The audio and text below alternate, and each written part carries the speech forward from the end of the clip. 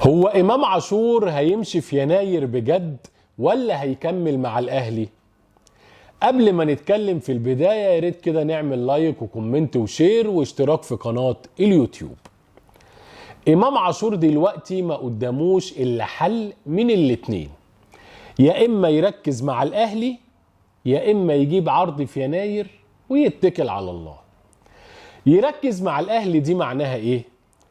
إنه بقى يفكوا من القصص اللي دايرة، أصل عايز أجدد عقد، أصل عايز أزود، الحوارات اللي دايرة مع السمسار بتاعه، ولا بقى أدم وطني ولا مليك وطني ولا القصص دي كلها، ويركز مع النادي الأهلي ويفكوا من السمسار اللي ممكن يدمر علاقته مع النادي الأهلي سواء الإدارة أو الجمهور. لو مش هيقدر يعمل كده إمام عاشور، الموضوع سهل وبسيط، يكلم السمسار بتاعه يجيب له عرض في يناير، والنادي الأهلي وجماهيره هيقولوا له مع 1000 مليون سلامة. ليه أنا بقول الكلام ده؟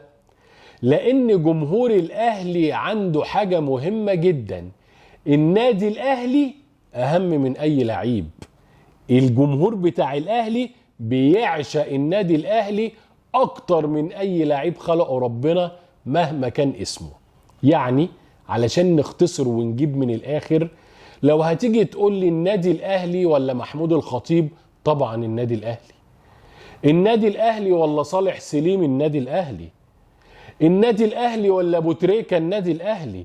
مفيش مقارنة ولا اسم لاعب مهما كان يتحط في جملة بسيطة ولا مقارنة بسيطة مع اسم النادي الأهلي.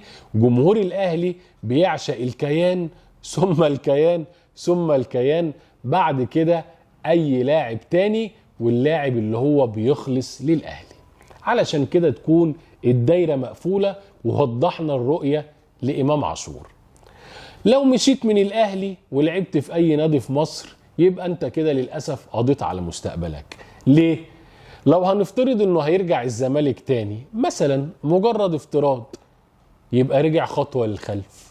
واحد يقول لك هو الزمالك نادي صغير؟ يا عم اهدى بس ما تتحمقش. رقم واحد، انت عارف الزمالك لا بيدي لعيبة فلوس ومستحقات وشكاوي في الفيفا، يعني من الاخر مش هتاخد فلوسك. يبقى النادي الاهلي ولا الزمالك؟ ادي واحد. اتنين، في النادي الاهلي لعبت في كاس عالم اندية وخدت افريقيا وي وي وي، هناك مع احترامي هتنافس على الدوري كل كام سنة وكونفدرالية. طب لو رحنا الناحية التانية البيراميدز، يبقى انت كده كتبت شهادة اعتزالك بايديك. ولو مش مصدق اسأل لاعب كان لاعب موجود اسمه رمضان صبحي، هيقول لك يا ابني ما تغلطش نفس الغلطة اللي انا غلطتها. البديل التاني ان انت هتشوف لك عرض في الخليج تلعب فيه، لا اما نادي في اوروبا، في الدوري البلجيكي، في الدوري السويسري، في الحاجات دي كلها.